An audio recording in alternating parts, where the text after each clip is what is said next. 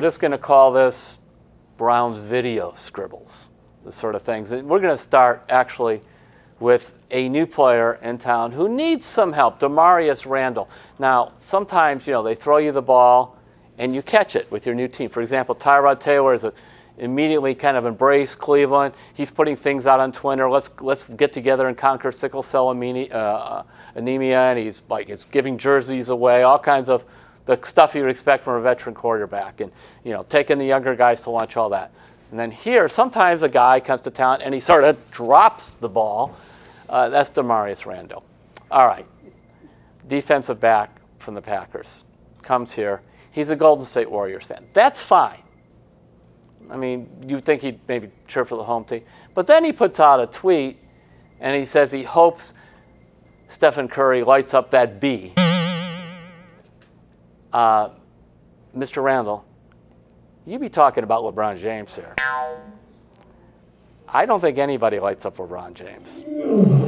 In fact, I think it's one of those things where maybe you think it's funny or whatever, but I know a lot of people here, and granted it's just sports, but it's like this man, because of all the community stuff he's done, because of how well he's played here, and because he's from here, you know, the enormous respect he has. So somebody needs to, I think, help Damarious with that. Now, a couple other things about the Browns when I look at that. I was talking to somebody with the team just now, a top executive, and he said, you know, we've talked a lot about quarterbacks, and we've talked some about receivers last week. He said, we're excited also about the running backs. And he says, I'm not just saying that to hype it, but he said, if you were to say, all right, you have Duke Johnson, who's one of the top running backs when it comes to catching passes, Carlos Hyde from Ohio State, who's a guy that get 800 to 900 yards, runs between the tackles, and Nick Chubb from Georgia, who they drafted in the second round, again, a power runner. Not only do you have, you know, guys that should be a good running game, you have three of them, because, you know, running backs do get hurt. Actually, they have a fourth guy that I liked a little bit last year. He didn't play very much. His name is Matthew Days. He was a 7th-round pick from NC State. So this is for Hue-Jackson, and I'm going to leave Todd Haley out of discussion here because he's new and he's going to be calling the plays, and I think it's going to change. But Hugh, I got tired of hearing you for 2 years saying, I want to run the ball, I don't run the ball. Well, you've had running backs in the past, even when you had Isaiah Crowell and Duke Johnson, you had guys that were pretty good running the ball. Well, now you got three guys.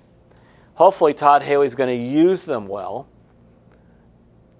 And hopefully the Browns will actually help Tyrod-Taylor and the whole team, because you don't need to just keep throwing these bombs down the field. You have running backs.